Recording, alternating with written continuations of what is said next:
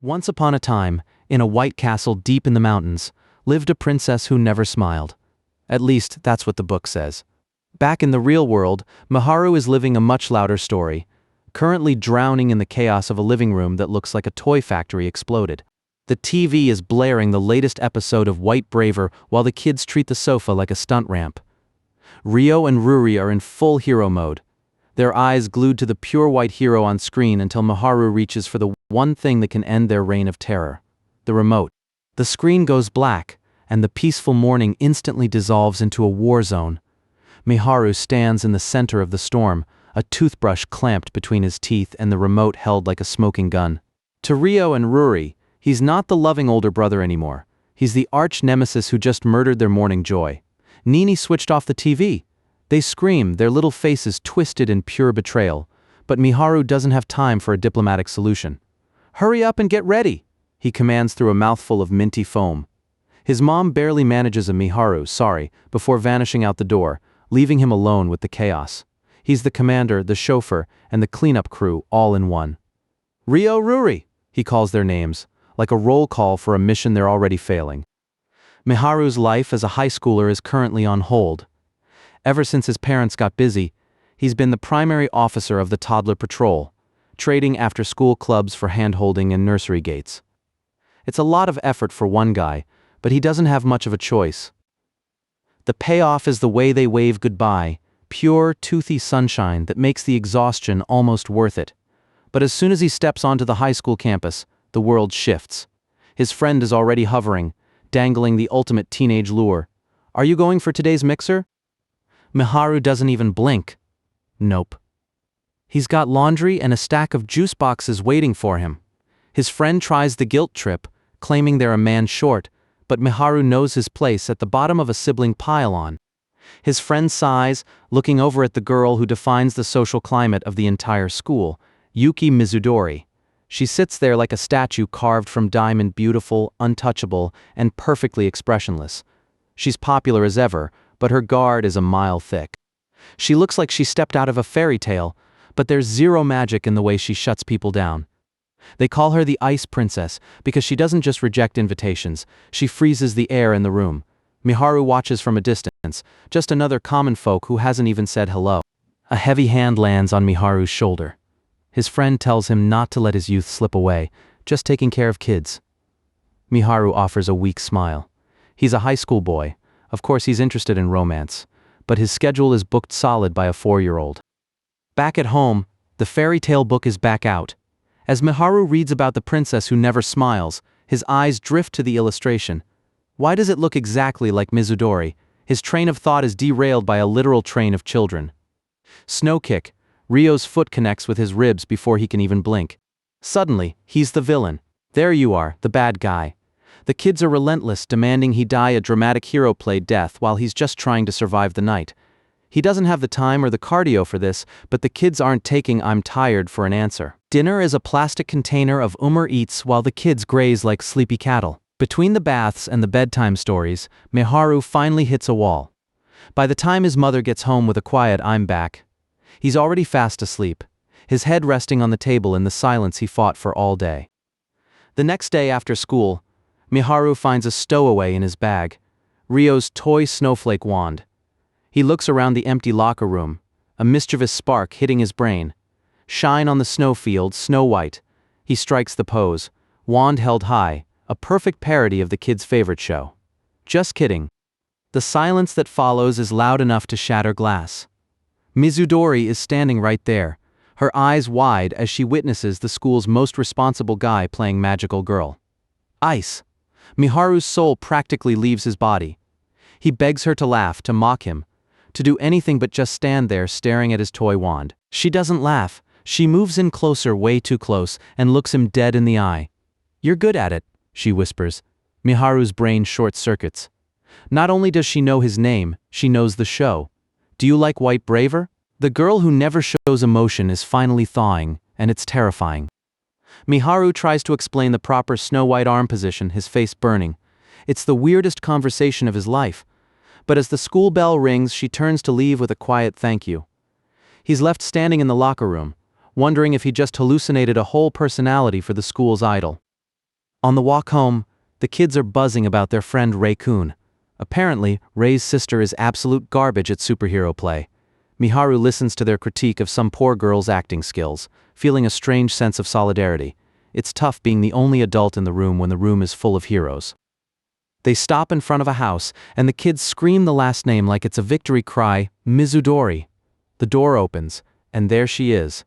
The school's most unapproachable girl in the flesh, holding her little brother. Miharu's world just got significantly smaller and much more complicated. The nameplate on the wall confirms it. Mizudori is just as stunned as he is. While the kids pull out their toy wands and start claiming their favorite colors, the two high schoolers stand there like statues. Huh? Is the only word Miharu can find as he realizes his secret hobby and his school crush are about to collide. Inside, it's total war. The kids are clashing wands while Miharu and Mizudori sit at the table, awkwardly sipping tea. She admits she's seen the twins at the nursery, but she never connected them to Aoba-kun. The domestic vibe is so heavy, it's almost suffocating. Mizudori looks at the twins and actually melts. Her face goes soft, almost doughy. They are so adorable. But when Ruri asks for a storybook, her cold, stoic mask returns. She takes the book with the grim determination of someone preparing for a surgical strike. Her reading voice is as flat as a board. It's painful to watch. Rei isn't having it. He interrupts with a sugar knee kick that sends her flying. "I've been beaten," she says, her voice still devoid of any actual emotion as she lies face down on the rug. Miharu watches the train wreck with a mix of pity and horror. "Wani-chan, just go away already." Rei's shout hits her harder than the knee kick. Her face goes blank with shock. Miharu can't take the silence. He stands up, a dark aura practically radiating off him. "How dare you, white braver! I'll definitely get my revenge one day." He's taking the fall to save the mood. He hammed it up so much he's actually panting, but it worked. The kids are cheering, and for the first time, Rei is actually having fun. Mizudori claps with the same stoic rhythm as a metronome, thanking him for reaching her brother. She admits she's just bad at this, the expressions, the intonations, all of it. She calls her face a never-changing mask, cold as ice.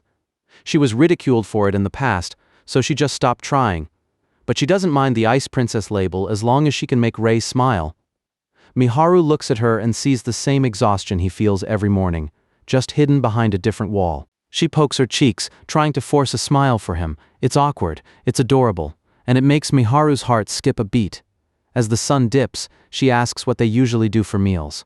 Miharu checks his phone. Eats is already open. She takes one look at the screen and decides that tonight, they're eating real food. She ties her hair back, and suddenly, the classroom idol is gone, replaced by a girl who knows exactly how to handle a kitchen knife. The rhythmic ton of chopping vegetables fills the room. It's been a long time since Miharu has seen a meal prepared that didn't involve a microwave or a delivery driver. The kids dive into the fried rice like they haven't eaten in a week. Miharu takes a bite, and the heat of the food hits his chest. "It's been a long time since I last ate something warm." He doesn't just mean the temperature, there's a weight in his chest that's finally starting to lift. Mizudori reaches over to wipe a stray grain of rice from Ruri's cheek. Her movements are so practiced, so maternal. Such things are somehow great, Miharu thinks, watching the normally frozen beauty act like a normal girl in the middle of a messy dinner table. Before he can react, her hand is on his face too. "You too, Aoba-kun." She wipes his mouth with a napkin, her eyes completely calm while his entire nervous system goes into full-blown crisis mode. He manages a strangled thank you while his ears turn a vibrant shade of scarlet. They stand side by side at the sink, the steam from the hot water rising between them. She apologizes for being arrogant about the food, but Miharu shakes his head. They both know the pressure, trying to be a replacement parent when you're still just a kid yourself.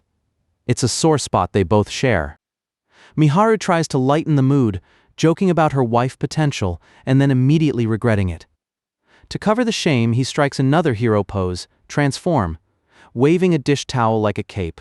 It's stupid, it's loud, and it's the only way he knows how to keep the air from getting too heavy. He stops playing and looks at her. "It would be good if we could both smile together." He tells her that her expression softens when she's with the kids, even if she doesn't notice it. He wants her to believe she can change, that the ice isn't permanent. The serious moment is broken by a full-blown jelly riot in the living room. "I want melon," Rei screams, his face red with toddler rage, Miharu doesn't hesitate. He grabs the snacks and assumes his final form. The bad guy is a jelly thief. He runs back into the fray, snacks held high. A jelly cup flies through the air, and Mizudori catches it with the reflexes of a pro athlete. She looks at the chaos, then at Miharu's encouraging face. She takes a deep breath. She's going to try.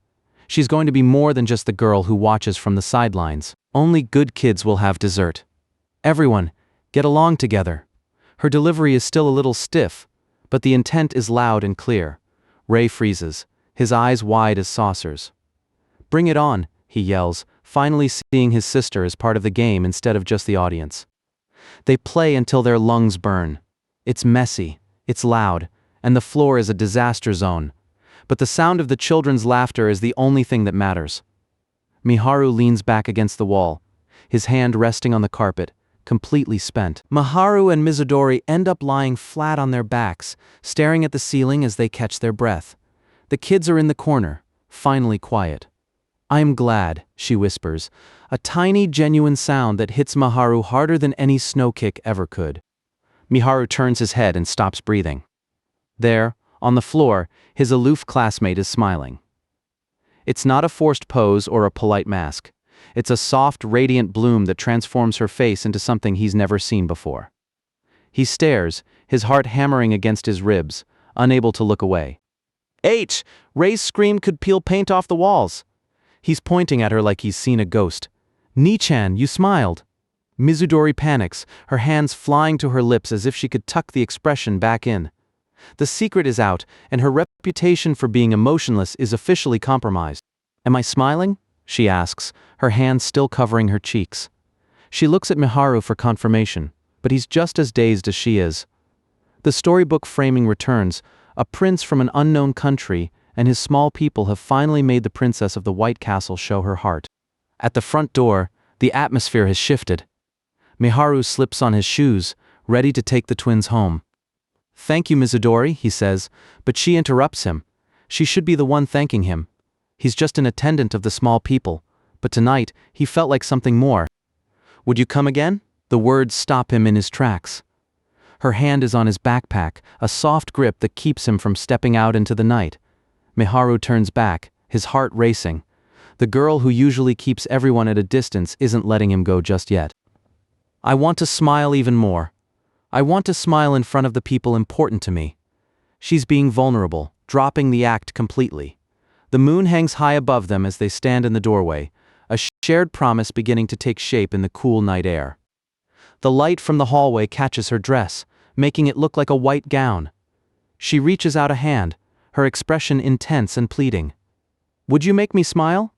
Miharu stares at the girl who was supposed to be a statue. He's no prince, just a guy with a toy wand and a messy house, but he knows his answer. He takes her hand. It's warm. It's real. If the princess wishes for it, he'll visit the castle as many times as it takes. The story doesn't end with happily ever after. It ends with a handshake and the quiet promise of tomorrow morning. In the hallways of school, Yuki Mizudori is a myth carved from winter. She doesn't just reject people, she passes through them like a ghost, leaving nothing behind but the chill of a closed door. A boy pours his heart out, offering his after-school hours, and her face doesn't even ripple. "I have something going on after school." This frigid reputation strikes again, and the classroom whispers what everyone already knows. She's a world apart, untouchable and utterly alone. But Miharu is the only one who knows the something she has going on is a diaper bag and a nursery school pickup. He watches her from across the room, the weight of their shared secret sitting heavy in his chest. Yesterday he was inside her house. Yesterday the statue spoke. He still can't quite wrap his head around the girl who looks after her brother just like he looks after his own. The memory of the moonlit doorway keeps looping in his head. He'd asked what he could do to make her smile, but it was Rio who delivered the most dangerous question. "Can I come back again tomorrow?" 1 minute she's a princess in a tower, and the next, she's a girl standing by her brother, looking at Miharu with eyes that aren't cold at all. He can't shake the image of her, not the cold-hearted girl everyone fears, but the one who said, "I'll be waiting for you," with a face so soft it felt like a hallucination. In the silence of the school bathroom, Miharu splashes cold water on his face. He's trying to figure out the math of this. Is he doing this for his siblings or because he just wants to be in that room with her again? The school day is a minefield of normalcy. She walks through the hall, a magnet for every gaze, perfectly composed while Miharu tries to blend into the wallpaper. He expects her to walk right past. He expects the mask to stay on. Then, she stops. The world around them blurs into white noise as she turns toward him. Miharu can feel the weight of 1,000 jealous eyes burning into the back of his head. She's too close. Her voice is a low murmur, personal and urgent. Aoba-kun, I have something to ask you. He braces for a secret, a confession, a warning, but the ice princess just wants to know what kind of food his siblings like. I guess curry, he stammers, and the tension snaps into a quiet thank you. The rumors ignite before she's even out of the room.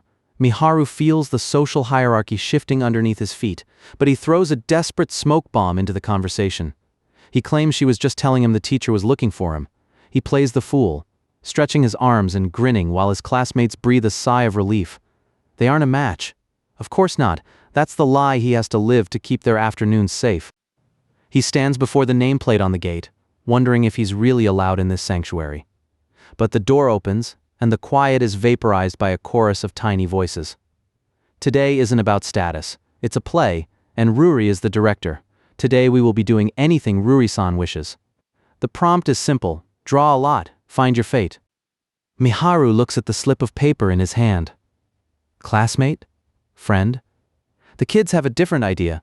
He looks up to find Mizudori staring at her own card with those wide, unblinking eyes. They aren't peers today. They're cast as the older and younger sibling. The distance between them just shrank to the width of a family tree. The scene is absolute domestic chaos. Rio is the family dog. Ruri is the mother. And little Ray is the father wearing a fake mustache. It's a comedy of errors until Miharu looks at his younger sister. In his head, the image shifts, a soft, pleading girl looking up at him and whispering, Oni-chan. It's enough to make his heart skip a beat, but the reality is even weirder. Miharu is ready for a nuanced performance, but Mizudori has reached a different conclusion. She stares into the middle distance and delivers a single, soul-shattering syllable. Babu. She's not just a sister, she's a baby. She's figured out that if she doesn't speak, she can't mess up the acting. The ice princess has gone full infant. Ruri is a ruthless director. She hands Miharu a water bottle and demands he feed his sister. He wants to end this quickly, to escape the absurdity, but then she's there, kneeling on the floor, leaning into his space. She's taking the role seriously. Too seriously. The world narrows down to the scent of her shampoo and the terrifying softness of her hair. She's right there, looking up with that blank, dedicated expression. Babu, it's impossible. It's mortifying. But as she takes the milk, Miharu realizes that underneath the absurdity, she's trying so hard to belong that she'll play a baby just to stay in the room. The play breaks for a second as the logistics of caretaking take over. She explains the need to burp the baby with the clinical precision of someone who's lived through it. Her hands move in a rhythmic pat against her own shoulder, a ghost of a gesture from when Ray was smaller. She knows the weight of a crying infant and the fear of a midnight fever. She's not just playing, she's remembering. The conversation shifts to the kitchen, the play abandoned for the real work of making dinner. She asks about his siblings, and Miharu feels the old walls of his history start to crumble. Our mother remarried last year, so it's the first time he said it out loud to anyone at school. The truth about why he feels like a stranger in his own home. He chops cabbage while he explains the complex geography of his family.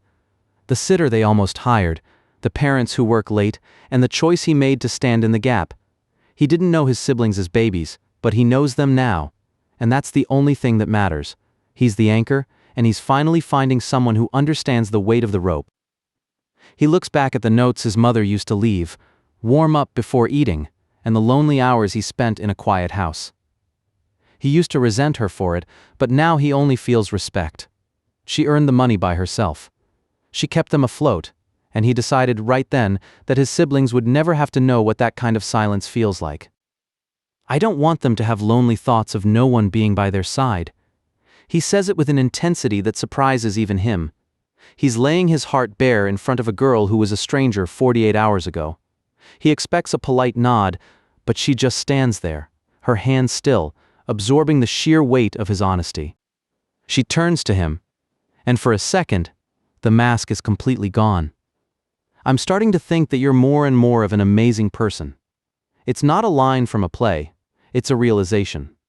She sees him not just as a student, but as the hero of his own house, the brother who turned his own loneliness into a shield for his family.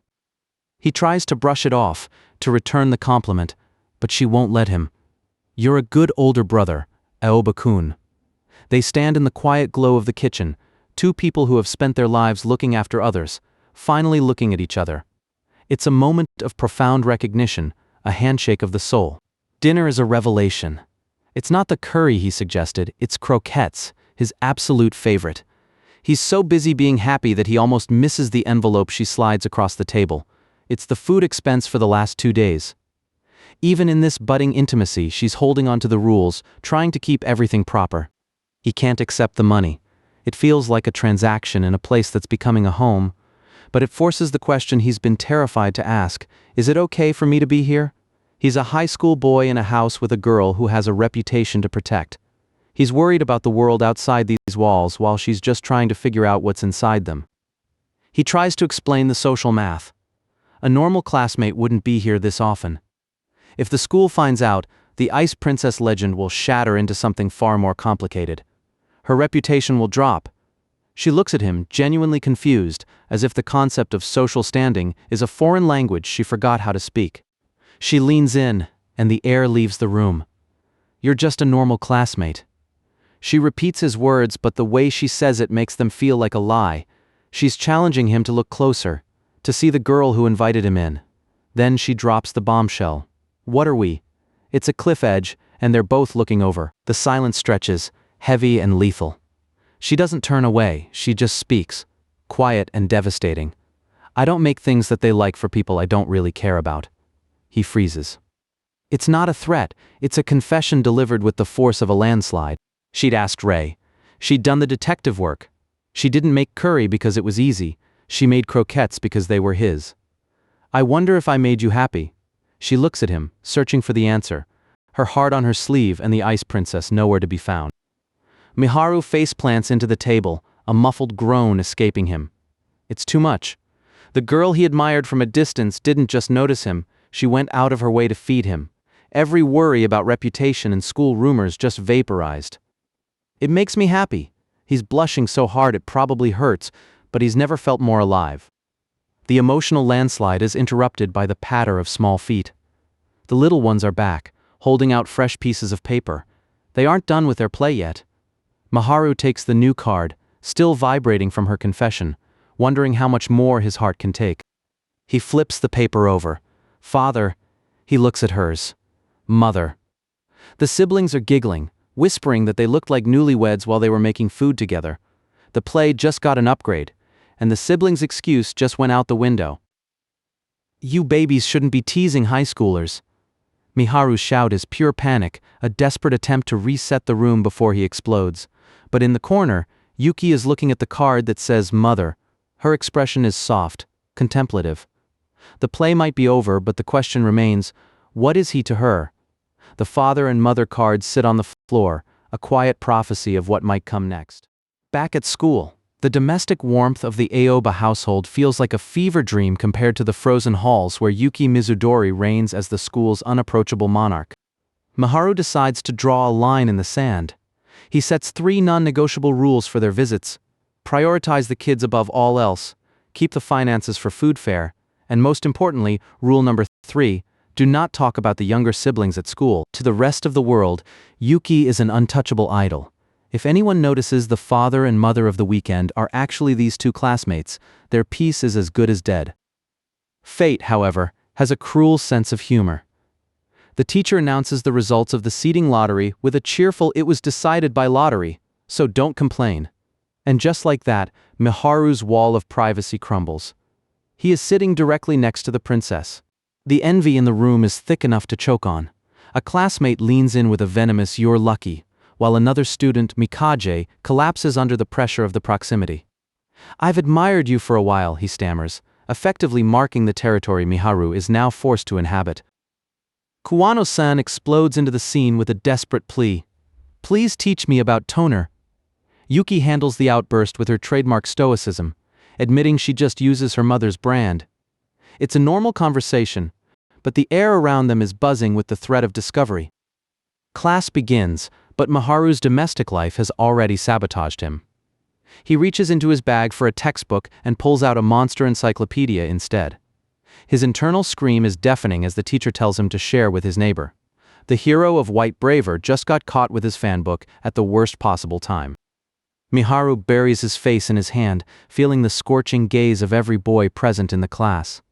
He's trapped in this seat until summer break, and the princess hasn't said a single word to bail him out of the social execution. Then, a whisper. Yuki leans in close, her breath warm against his ear as she starts to tell him about Rei watching TV. She catches herself mid-sentence, her stoicism cracking into a flustered scramble as she remembers the rules they just made. She crosses her fingers in a firm X over her lips. Talking about my younger brother is against the rules. Even as Miharu agrees, he can see the other students watching them, wondering what secret the princess is currently guarding so fiercely. The school day ends with a sudden crackle over the intercom. Please come to the staff room immediately, Aoba Miharu and Mizudori. The classroom goes silent as Miharu feels the cold sweat of a man whose secret life might have just been outed by the faculty. Inside, the atmosphere is surprisingly gentle. Sensei isn't there to scold, he's there to check. Are you getting enough sleep? He asks, acknowledging the heavy burden Miharu carries taking care of the twins while his parents are away. It's a rare moment of being seen, not as a student, but as the adult of his household. Then the conversation shifts to Yuki.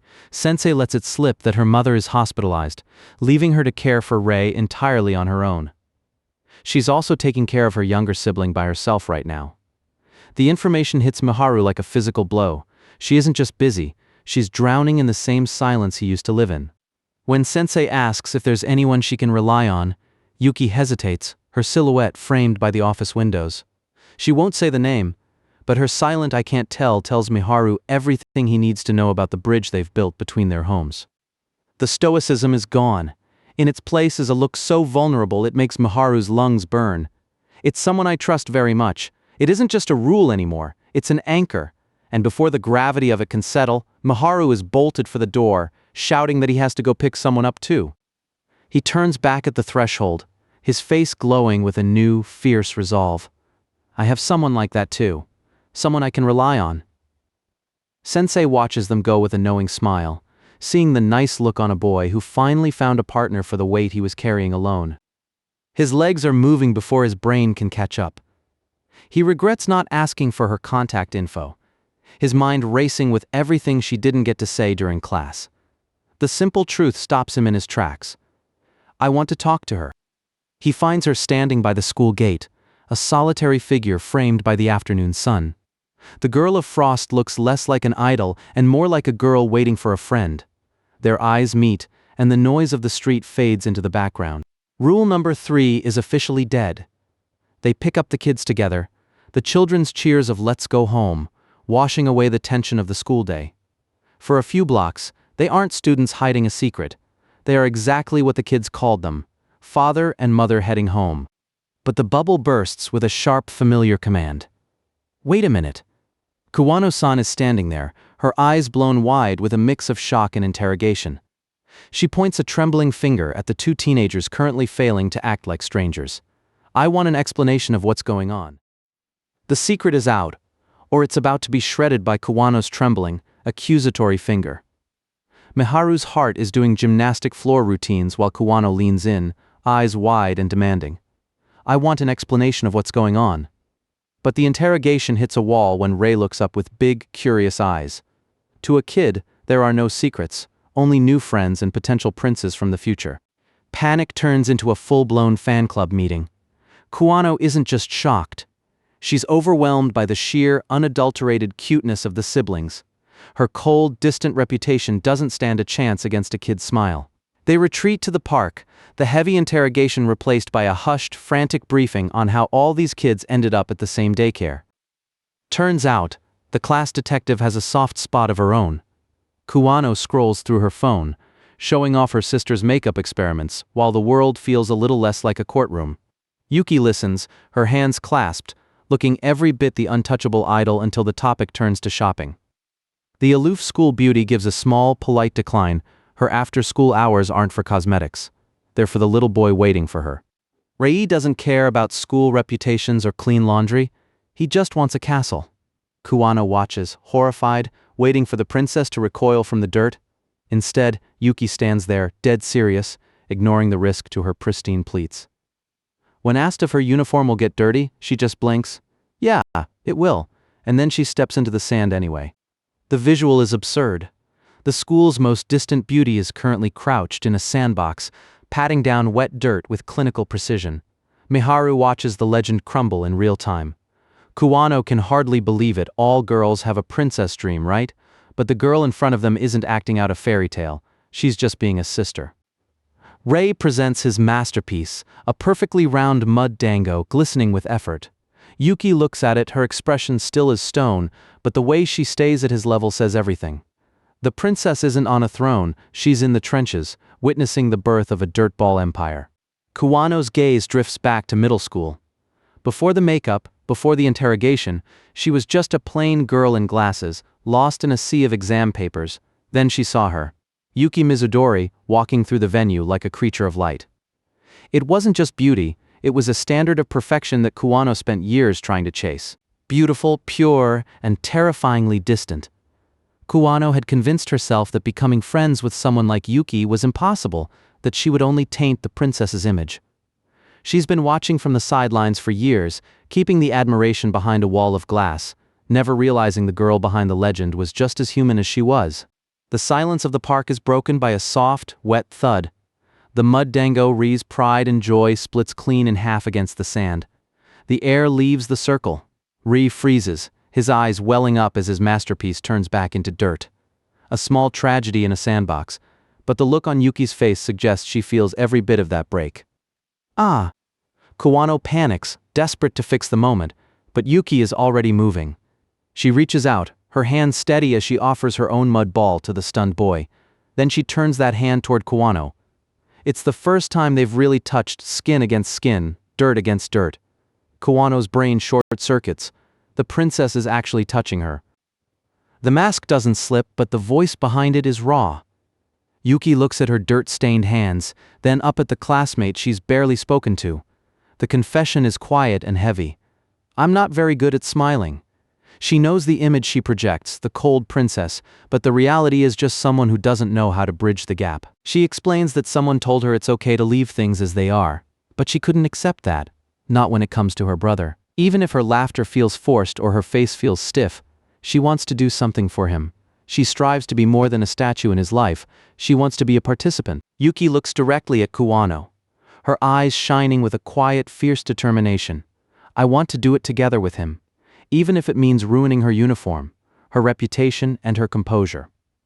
To Kuwano, the sight is more beautiful than the pristine girl at the entrance exam.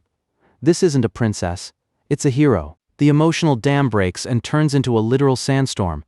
Get me dirty too! Kuwano yells, diving headfirst into the pit. The kids erupt in cheers, and suddenly the park bench interrogation is a full-scale construction project. Miharu tries to play the voice of reason, but he's already being handed a bucket. There's no escaping the mud now. The result is a sandbox masterpiece. Towering over the group. The little ones are beaming, and even Yuki has a look of quiet satisfaction. Miharu watches them, the sunset casting long shadows over their muddy clothes. Everyone sees the ice princess, the untouchable girl who's hard to read, but he's finally seeing the truth. She isn't an idol or a princess. In reality, she's much more ordinary, someone who simply loves her brother and wants to spend her time smiling. Miharu realizes his own heartbeat is getting louder. The distance he felt between them is gone, replaced by a warm, domestic reality that's far better than any legend. But the romantic mood gets an elbow to the ribs. Kuwano isn't letting Miharu hog the moment. She's officially declared herself Yuki's guardian. Shut up, she snaps at him. The old interrogation fire back in her eyes. She realized she'd built a pedestal for Yuki and admired her from afar, but now she just wants to be close. The wall is officially down. Kuwano leans in, her voice small but hopeful. Please become friends with me. Yuki doesn't hesitate. Phones come out, QR codes are scanned, and the first digital link is forged. Kuwano celebrates like she just won the lottery, then turns her gaze to Miharu. I guess I could also ask for Aoba's, if you insist. The sun is dipping below the horizon, and the reality of their situation sets in. They are covered in mud, smelling like wet earth, and definitely not school photo ready. Miharu looks at the time, it's getting late. He jokes about never going home, but Yuki just blinks, her expression turning into that familiar, adorable blankness. She's fine either way. But there's one more bridge to cross. Yuki turns to Miharu, her face slightly flushed in the twilight. The phone is held out like a peace offering. Would you not share your number with me? It's not for the kids, and it's not for a secret plan. It's just for them. Miharu's world goes quiet as he hits add. Rule number 3 isn't just dead, it's buried under a mountain of sand. This looks like a standoff in a high-stakes thriller, but the only thing on the line is a plastic figurine and their weekend plans. The twins are vibrating with anxiety while the high schoolers treat this toy like a live grenade. Back at school, the ice princess persona is in full effect, but her new friend Kuwano is undeterred, waving a flyer for a gemstone exhibit. Yuki brushes it off as just a gift from her dad, but the interest is clearly there, buried under that stoic mask. It's a double-pronged social attack. While Kuwano worries about the crowds for little Rei, Miharu is fending off a movie invite from his buddy. They're both playing the busy with family card, but the weight of the secret is starting to press in. His friend's advice sounds more like a warning, don't push yourself too hard, okay? Miharu's friend thinks he's being a hero just for helping with a baby. But Miharu's eyes are already drifting toward Yuki. They share a look that says everything their classmates don't know, that the burnout is real and the break they need isn't coming anytime soon. Just don't forget to take a break before it wears you out. The transition from school to home is a literal explosion of noise. The toy pops, the kids roar with laughter, and the reality of their dual lives hits. Between the sewing machine, the laundry, and the English dictionaries, there isn't a single square inch of this room that doesn't scream exhaustion. Nicha, you lost again. The little ones are distracted by the TV, leaving a small pocket of silence. Miharu notices the flyer tucked away, a reminder of the life Yuki is skipping to be here. She hasn't given Kuwano an answer yet, likely because she's already penciled herself in for more diapers and dishes. Are you going? He makes his move, offering to be the martyr. If he takes Rei for the weekend, she can finally be a normal high schooler for a few hours. He presents it like a simple fix, but Yuki's face is unreadable. Her eyes wide as the offer lands. I'll look after Rei for you. She doesn't take the bait. Instead, she turns the mirror on him, her voice steady but her gaze piercing. She's seen the dark circles under his eyes that he thinks he's hiding. It's the first time anyone has called him out on his own self-neglect. Aoba-kun, unlike me, you seem very tired. Shock turns into a competitive spark. If they can't agree on who's more pathetic, they'll let the plastic swords decide. It's the most aggressive game of pop-up braver in history. The loser has to do whatever the winner says. It's not a game anymore. It's a trial by combat. Thunk. I'm full of energy. Thunk. No, you're the one who's exhausted. They aren't fighting over a toy, they're weaponizing their appreciation for each other's hard work. She knows he cleans the stove. He knows she's grocery shopping for 5. It's a domestic shouting match disguised as a duel. But don't you clean the stove on top of washing the dishes every time? He's throwing out school chores like they're evidence in a courtroom. But Yuki isn't budging. She's protecting his rest the same way he's protecting hers. The air is thick with stubbornness and a very specific kind of teenaged I care about you frustration. I think you're deciding too hastily. The swords stop for a second as the truth slips out. He just wanted to say thank you in the only way he knew how. Yuki's expression doesn't just soften, it shatters. She realizes he hasn't just been helping, he's been watching her, noticing every small effort she makes for her family. I wanted to show my appreciation for you. Rei and the others are looking on with the kind of wide-eyed fascination usually reserved for the season finale of White Braver. Miharu tries to pivot back to the kids' well-being, suggesting Rei will be bored at a mall full of cosmetics, but he's clearly losing the emotional ground. Pop. The sound echoes through the room as the little plastic man leaps into the air. It's over. Miharu stares at the empty barrel like he's just seen his fate sealed. Yuki doesn't gloat. She just delivers the verdict with a gaze that brooks no argument. Aoba-kun, why don't we all go together? The figurine clatters across the floor, a tiny plastic casualty of their standoff. Miharu is speechless, caught between the sting of the loss and the gravity of what she just suggested. A group outing. All of them. Together. It's the perfect compromise, and he never saw it coming. The siblings are the first to celebrate. Their no fighting, becoming a victory lap for the weekend. Yuki hands the toy back to Miharu, her voice dropping into that quiet, sincere register. She's not asking him to rest away from them, she's asking him to find comfort with them. You're more at ease with the kids with you. The plan is set in stone. While the kids dream of the mall, the parents are already on the phone, coordinating the logistics. It's a full-blown family operation now, and the mother and father roles aren't feeling like a game anymore. Night falls, and the chaos settles into a heavy, warm silence. His mom tries to give him an out, but looking at the sleeping faces of the twins, Miharu realizes he doesn't want to break from this life. He wants to be right here, anchored by these small, breathing weights. I just want to be together with them right now. Across town, the feeling is identical. Yuki looks down at her brother, the domestic weight she carries feeling lighter because someone finally saw it. They are miles apart, but for once, they aren't alone in the dark. It's the same for me and her.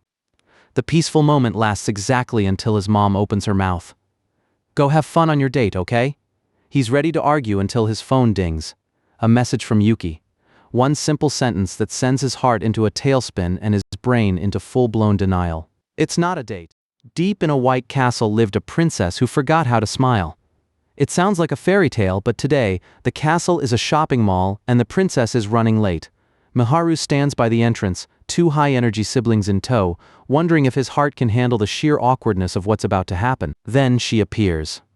The school's ice princess is gone, transformed into a girl in soft ruffles and a floral clip that makes her look well radiant. She steps into the light with her brother, offering a soft, sorry for the wait. Miharu is currently rocking the suspicious person look with a hat and fake glasses, praying no classmates spot them. They duck into a restaurant for cover, but the tension doesn't leave. This is their debut sharing a table in the real world, and the public eye makes every clink of a fork feel like a spotlight. The kiddie lunches arrive, but the twins are harsh critics today. They take one bite and immediately start a revolt, claiming it's not half as good as the food Yuki usually makes. Seeing the unshakable ice princess actually melt into a puddle of embarrassment at the praise is a visual Miharu wasn't prepared for. He watches her face soften, thinking, "These two?" For a second, it feels almost too normal, like they've been doing this for years. Then Rio decides to liven things up by brandishing a plastic toy knife from his lunchbox. Miharu has to play the responsible dad, confiscating the weapon before heading off for a quick bathroom break, leaving Yuki alone with the squad. Near the bookstore, a massive poster for the Unsmiling Princess movie looms over the crowd. The tagline asks if a prince will ever make her smile, and the timing couldn't be worse. A group of guys spots Yuki standing by herself. They see a beautiful girl, they see small kids that aren't hers, and they smell an easy target. They're aggressive and loud, dismissing the kids with a sneering, "Brats don't count." When Ray tries to step between them and his sister, one of the guys shoves him. The sound of him hitting the floor is a dull thud that echoes through the hallway, and Yuki's world goes cold. Everything happens in a blur of motion. Yuki freezes, her gaze fixed and panicked as the confrontation spirals out of control. She's used to dealing with silence and stares, but this kind of heat, she's paralyzed. A hand slams into the frame, pulling Yuki back into safety. Miharu is back, his face a mask of cold fury that he usually only saves for role-playing a villain. He doesn't hesitate, staring the group down with a sharp, "Will you leave her alone?" The guys back off, looking at the object in Miharu's hand with pure terror.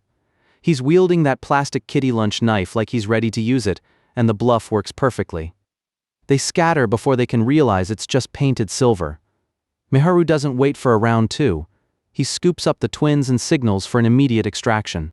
He doesn't have enough hands for everyone, but he reaches out anyway. "Mizudori, you too."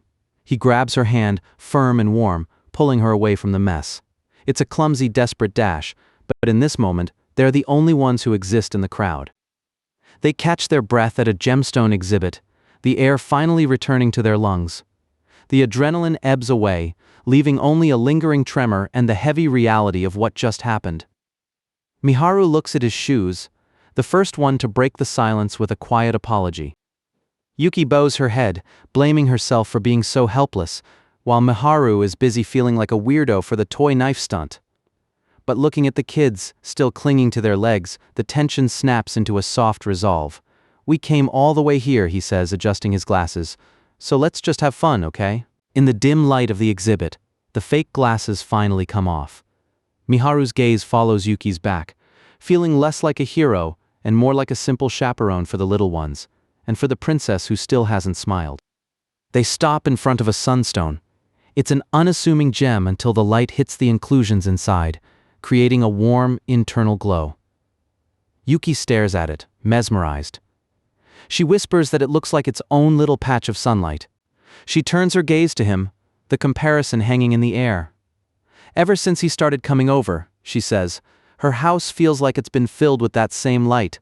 She's quiet for a moment, her voice barely a breath. She thinks that maybe, because of him, she might be able to smile again. The world stops. She looks him dead in the eyes and drops a line that would kill a lesser man. "Will you bring a smile to my face again?" Miharu's brain completely short-circuits.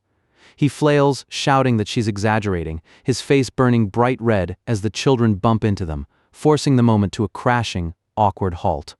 He's still trying to recover his dignity when she delivers the finishing blow.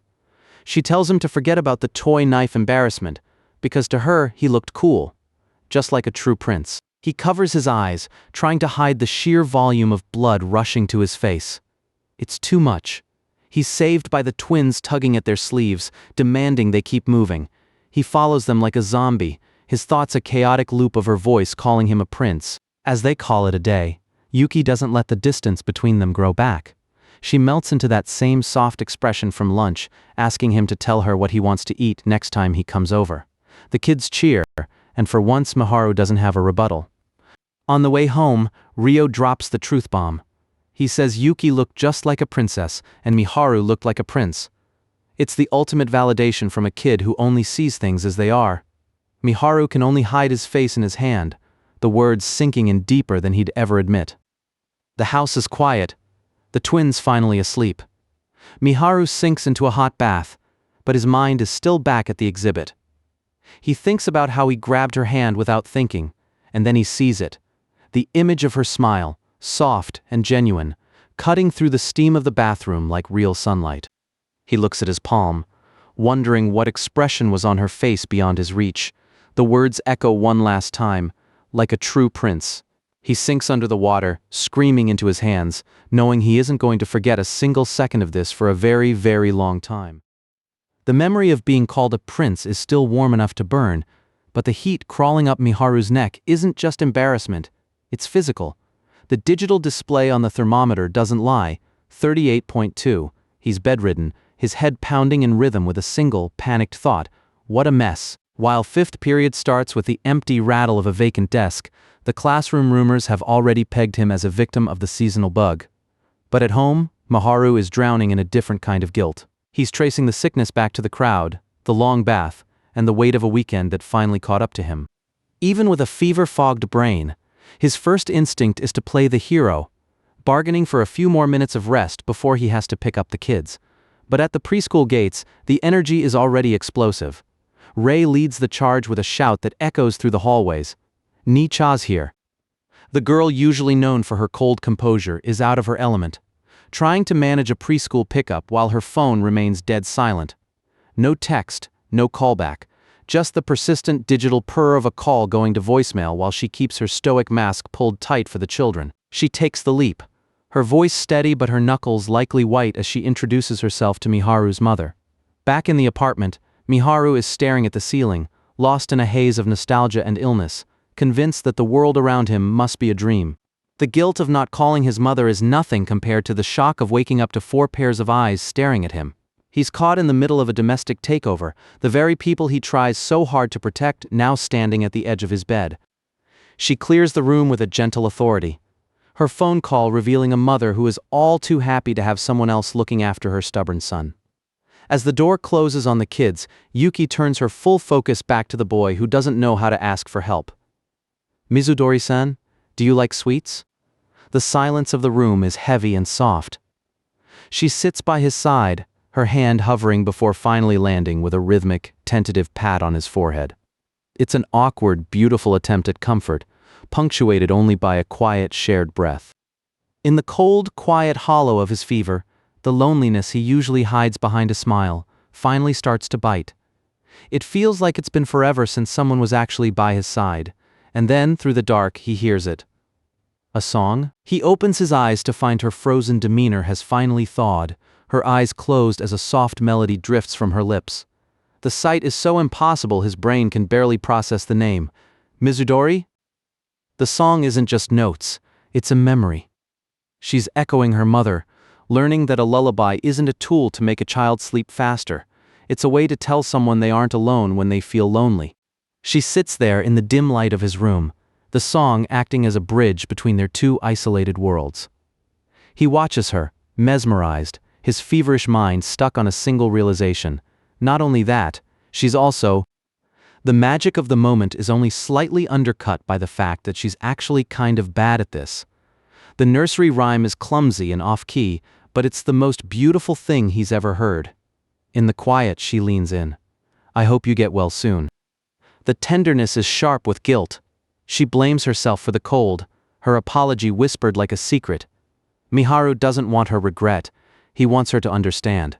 He reaches out, his body wobbling as he tries to find the words to stop her from pulling away. Gravity and a high fever are a terrible combination. A loud thud echoes through the room as Miharu faceplants onto the floor, trying to play it off like he was just getting up to pick up the kids. Yuki just stares, unimpressed by his clumsy heroism. And Mizudori. He finally finds the courage to say it. Yesterday wasn't a burden, it was a blast. She listens, her hand reaching out to smooth a cooling patch onto his forehead, the physical touch grounding them both in a space that's starting to feel more like home than school. I had so much fun yesterday. She doesn't look away. She admits that both she and Ray had fun too. Her stoic facade softening just enough for him to see the truth. Then, her usual frosty wall slides back into place, ordering him back to bed with a dry offer of another lullaby that he's all too quick to decline. The air in the room suddenly feels charged. She leans against the edge of his bed, her eyes searching his as she lets the question hang in the silence. Oba-kun, when you feel better, will you go out with me? Before the weight of that invitation can even land, the massive silence of the house is broken. This isn't just any apartment, it's the home of the twins' father, a space so big Miharu still hasn't gotten used to it. And someone is at the door. The door swings open, and the private bubble they've built is popped instantly by a man in a suit.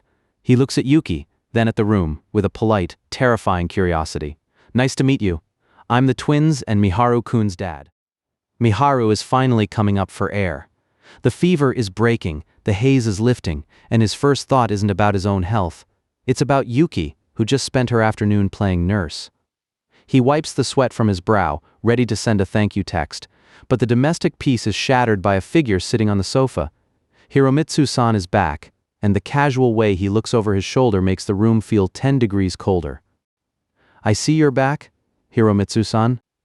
The twins don't feel the weight in the air. They just see their big brother. Rio and Ruri cling to him like lifeboats, their little eyes wide with worry for their fallen hero.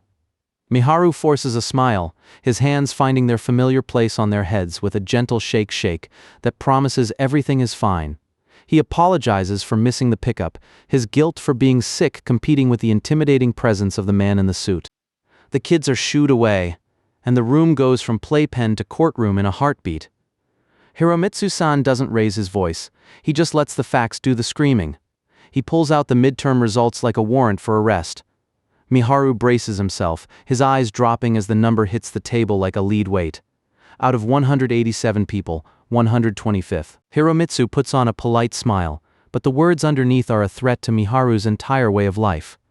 He suggests the high school workload might be too much, and then he drops the hammer. If the grades don't improve, the domestic partnership that keeps Miharu sane is over. He watches the sleeping faces of the twins and delivers the ultimatum. I'll have to get a babysitter. Miharu snaps. The chair rattles as he stands, his voice cracking with the desperation of someone protecting their home. But his father is a wall of cold logic. He acknowledges the kids love Miharu, but he isn't just looking at today. He's looking at a future that he believes Miharu is throwing away. He stares into his son's eyes with the authority of the provider, as the father of you three. Nothing says unresolved father issues like absolutely demolishing hamburger patties. Miharu is practically strangling the meat, wondering why his dad can't just be home more.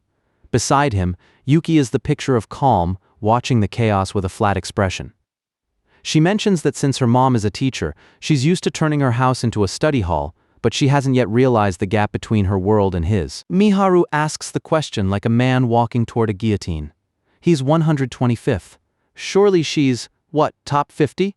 Yuki blinks, holding a patty like it's a delicate secret, and lets the truth out. I think it was third. The silence that follows is deafening. Miharu realizes he's not just failing his dad, he's playing in a completely different league than the girl standing right next to him. The reality of the situation hits Yuki with the force of a physical blow. Her eyes go wide, her grip on the food tightening. If he fails, the routine breaks. No more shared meals, no more picking up the kids. The domestic haven they've built isn't just threatened, it's scheduled for demolition. She realizes that without the twins as a bridge, she loses her only reason to see him. The burgers sizzle in the pan, a sharp, aggressive sound that matches the pressure. Yuki wants a number, a target to aim for to keep this family together. Miharu thinks 5th is reasonable for a genius like her, but his dad has a different gradual step in mind. He looks across the table, his fingers laced, and sets the finish line. Let's aim for rank 50. 70 ranks. It's a vertical climb, and Hiromitsu knows it. He frames it not as a punishment, but as a path to freedom. He explains that being 125th is a defeat, a narrowing of the world where choices are made for you.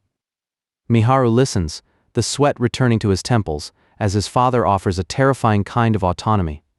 He has the right to choose his future, but only if he wins the right to have one. The significance of precious time hangs heavy in the kitchen. Clubs, friends, jobs, all the things a normal teenager should be chasing. Hiromitsu-san wants his son to experience the world, not just a sink full of dishes and 2 energetic toddlers. Miharu's eyes are wide, caught between the life his father wants for him and the one he's already built with the girl standing just a few feet away. Miharu is spiraling, his mind filled with images of the kids being taken away. But then, a voice cuts through the static. Yuki steps forward, spatula in hand like a knight's sword. She's done being a bystander. She offers her help not as a classmate, but as a partner. Let's do our best. The relief on Miharu's face is instant, the panic receding as she anchors him back to the present. She doesn't care about his rank or his future career. She cares about the dinner table. She admits that she's gotten used to cooking for 5 people, and the thought of going back to a smaller number, a lonelier life, is too much to bear. She gazes at him with a soft, rare vulnerability in her eyes. So we have to make sure you can keep coming over. The mood pivots from heavy to heartwarming in a split second. The kids might not understand academic ranking, but they understand a challenge. They swarm the teenagers, their voices rising in a chaotic, adorable chorus of support. 3 little faces light up with pure, unadulterated faith. All together, you can do it. It's a 5-way pact. Fist raised high, Miharu finds his resolve. The Ice Princess joins in, her face determined, while the kids scream their lungs out. It's not just a test anymore, it's a battle to keep this little makeshift family together. Miharu looks at his own clenched fist, the weight of their expectations finally feeling like fuel instead of a burden. The clocks tick past midnight. The house is silent, except for the scratch of a pen against paper. Downstairs, the adults are decompressing.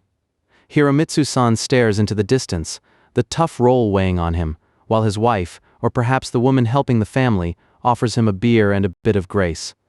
Thank you for playing the tough role. They know they've spoiled him, but they also know what he's become. Behind the low grades and the messy hair is a boy who has stepped up in ways they never expected. As they sit in the quiet glow of the living room, they acknowledge the truth that Miharu hasn't realized yet, that he's grown into a man of deep, quiet kindness. The stars are out, but the lights stay on. In 2 different houses, the same goal is being chased. Miharu grinds through the problems, his eyes focused on a future he's finally decided to claim. His father's words echo in the silence. He should be able to decide what he wants on his own. And right now, all he wants is to keep that dinner table full. A door rattles. Ray stands there, rubbed raw by sleep, wondering why his sister is still at her desk. Yuki doesn't hide it. She admits she's studying because she's terrified of a world where Miharu is gone. She wants to help, even if it's just a little bit, to protect the bond that has become her lifeline. So that Aoba-kun won't get separated from Rio and Ruri. But secrets don't last long in a house full of kids. Ray brings the message back to the source, and the twins' reaction is a mix of shock and I-knew-it wonder. They stand there, toy vegetables in hand, their little worlds rocked by the scale of the sacrifice their big brother and sister are making. Miharu stops dead at the threshold. His heart is doing backflips against his ribs, and the air in the hallway suddenly feels 3 times thinner. He's crossed into the forbidden zone. The sign on the door is simple, elegant, and terrifying. This is Mizudori's room. Wind back the clock a few hours. The school atmosphere is thick with pre-exam dread. But Miharu is vibrating on a different frequency. Even his classmates are starting to notice that his usual easygoing vibe has been replaced by a grim, desperate focus. The seating lottery might have been a blessing, but it's a curse for their secret. Kuano leans in, eyes sharp, sniffing out the strange energy between the class hero and the untouchable princess. She wants to know why the distance between them seems to be shrinking. What did you mean when you said it's been a while to Aoba-kun? Back in the present, the social danger is the last thing on Miharu's mind. Yuki offers up her sanctuary like it's the most natural thing in the world. She gestures to her desk, her expression as calm as a frozen lake. Until the test 2 weeks from now, you can use my room to study, Aoba-kun. She leaves him there, retreating downstairs with the kids to give him space. It doesn't help. Every inch of this room is a landmine of intimacy. Her bed is right there. Her dresser is staring at him. He's supposed to be solving math problems, but he's currently fighting for his life against a scent of floral soap and the sheer reality of her existence. A knock, a creak, and the distraction is back in human form. Yuki leans in, checking his progress, her face inches from his. The supposedly cold beauty doesn't seem to realize she's currently melting his brain. Are there any parts you don't understand? He manages a correct answer, and his reward is a hand on his head. It's soft, rhythmic, and absolutely devastating. For a heartbeat, time stops. Then she pulls back, her own ears pink. I'm sorry, I mistook you for Ray. The domestic engine keeps humming. Bath time, pajamas, and the constant papa labels from the twins. It's wholesome, it's loud, and it's exactly what's at stake. But by the next day, the vibe shifts. When Miharu tries to take a break with his Switch, he gets a face full of sibling discipline. The twins aren't playing anymore. They're standing guard over his future with toy blocks and pure determination. Nini, you go study. Miharu pauses on the stairs. Through the cracked door, he hears the whispers. They aren't being mean, they're terrified. The kids have seen the grown-ups' faces. They've felt the tension. Their little fists are clenched because they think their family is about to be dismantled by a report card. The question hits Miharu like a physical blow. It's not about grades for them. It's about survival. Will we be separated if his grades are bad? Yuki's voice is the only anchor in the room. She doesn't just promise, she declares. She knows what Miharu is capable of when he has someone to protect. There's no way that will happen, I'm sure of it. Miharu used to study to keep his busy mother from being worried. He's always been like this, a boy who only finds his strength when he's carrying someone else's burden. Yuki sees right through him. She knows that for better or worse, he only works this hard for others. She pulls the twins close, her gaze steady. She's giving them the secret to their big brother's power. It's not duty. It's not fear. Aoba-kun is someone who can do anything when it comes to you too. The words hang in the air, heavy and true. Yuki says it with a clarity that cuts through everything. It's because he loves both of you two so much. Outside the door, Miharu is a mess. His heart is a drum kit in his throat. He smacks his cheeks, hard. The sting is exactly what he needs. He can't let her down. He can't let them down. He starts down the stairs, but Yuki is already there. She doesn't need to say she heard him. She just points him toward the future. The twins are waiting for you. And then, she says it. The name the kids used. The name that breaks every barrier left between them. The Ice Princess is gone. There's only a young woman who wants him to stay. So do your best, Nini. The impossible becomes the baseline. Late nights, caffeine, and a desk that feels like a battlefield. He isn't just learning formulas, he's fighting for a seat at the dinner table. And every time his eye's heavy, he hears that one word echoing back to him. The day of reckoning. The clock on the wall is the only judge left. Miharu takes his seat, the air silent and sharp. The teacher stands at the front, the command to fight finally echoing through the room. All right, you may begin. Back to where it all started. A stranger in a white shirt, kneeling on the carpet, trying to sell a domestic future to two kids who've seen too many temporary faces. He introduces himself with a polite smile, but the twins just stare back with those wide, searching eyes. Then, the word that changed everything. The silence breaks, and the air gets heavy with a single trembling question, Oni-chan. The title card doesn't lie. This isn't just a house anymore. It's a home built on caffeine, secret study sessions, and the heavy warmth of two sleeping kids leaning against his legs. He's not just Miharu anymore, he's the center of their world, but the sword is still hanging over his head. The old man's voice is a cold echo, hit the top 50 or get replaced by a professional. A week of agonizing silence passes, and then, there it is. The thin white envelope that decides if this family stays a family.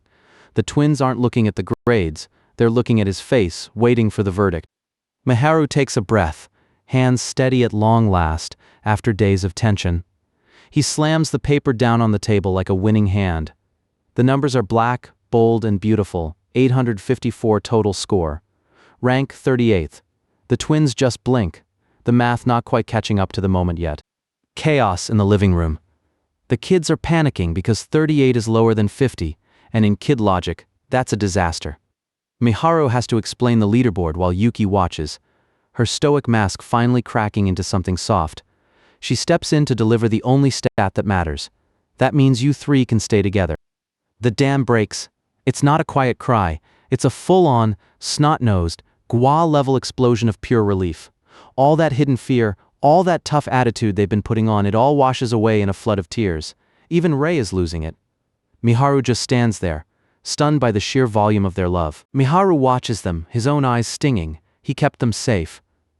But adrenaline is a fickle friend, and once the crying stops, the exhaustion hits like a freight train. 5 people, 1 living room, and a collective yawn that signals the battle is finally over. The stress is gone, leaving only the heavy, peaceful weight of sleepiness. Yuki suggests a group nap in the spare room, and Miharu's brain finally short-circuits. He realized she's been sleeping here with Rei this whole time, which means his tutor sessions were happening in her actual sanctuary. He's trying to be cool, but his internal monologue is screaming, "You should've mentioned that earlier." The room is dim, the scent of tatami and laundry filling the air. No more formulas, no more ranks. Just the soft rustle of a picture book and the sound of steady breathing. Yuki looks at the heap of sleeping kids and whispers what they're all feeling. I'm glad it worked out in the end. But Miharu can't let go of the why. He tells Yuki about the first time he met them. How their first question wasn't about play or snacks. It was, Oni-chan, what time do you have to leave? It's a question that tastes like abandonment, and seeing Yuki's eyes widen, he knows she feels the sting of it too. He knows that feeling, a house filled with shadows and flip-flopping babysitters who were only there until the clock struck a certain hour. A father who was just a ghost in a suit. Miharu looks at his younger self, a kid with a backpack and nowhere to belong, and realizes why he fought so hard for this. The hallway in his memories is always too long, too bright, and completely silent. He understood the rules of the adult world early. Everyone has responsibilities, and those responsibilities always come before you. He lived his life believing no one would ever just stay. But then he met them. And in a moment of clarity, he saw a chance to rewrite the script. He grips the plastic superhero in his hand, a silent vow taking shape in the dark. He's going to be the person he needed back then, the one who doesn't check the clock, the one who just stays. He admits it to Yuki, his voice low so as not to wake the kids. I'm doing it for myself. It's a selfish kind of selflessness. He doesn't want them to ever feel that hollow echo of an empty house. He looks up at her, finally letting her into the darkest corner of his heart. That's why, Mizudori. He thanks her, and the words feel small compared to the sheer magnitude of what she's done. Yuki just shakes her head. She saw the work he put in when no one was looking, the way he ground his teeth and pushed through the exhaustion. She knows he's the one who earned this victory, and then she reaches out. Her hand is warm against his hair. It's a gesture so simple, yet so devastating. "You did a great job," she whispers, her thumb brushing against his forehead. Miharu freezes, his heart doing a frantic drum roll against his ribs. He tries to deflect with a joke about her mistaking him for Rei, but the heat in his cheeks tells the real story. She doesn't pull away. "I'm not," she says, her eyes locking onto his with a sincerity that makes it impossible to look away. The tension in the room shifts from academic to something electric and terrifyingly real. She suggests they rest too, a shared moment of peace in the middle of the chaos. Late night, 22:38. The final boss call, Miharu dials Hiromitsu, the man who treats his son like a business investment. His father is pragmatism personified, offering a dry congratulations like he's closing a deal. But then he asks the question, why did he work so hard? Was it really just for their sakes? Miharu doesn't flinch. He realizes his father was the one who told him he had the right to choose his youth. And right now, I enjoy what I'm doing. A montage of the laughs, the snacks, and the quiet moments with Yuki flashes before his eyes. This is his youth, not a club, not a party, but this messy, beautiful life. He tells his father he started experiencing youth along the way. For a second, the cold professional on the other end of the line softens. Hiromitsu tells him to come home more often, a request wrapped in an insult. Miharu hangs up with a grin, finally finding a footing in his own life that his father can't shake. Of course they're still awake. The door creaks open, and the twins are standing there, pajamas on and eyes wide. "Nini, are you done with your call?" They can't sleep, and they have one final question, the one that's been haunting them all chapter. "Oni-chan, are you really not gonna leave?" Miharu sits on the floor, the cards scattered between them. The question comes again, small and hopeful. "Are you always going to be with us?" He doesn't hesitate. He doesn't look at the clock. "I will, always, always." In a world that kept moving, Miharu Aoba finally decided to stop right here.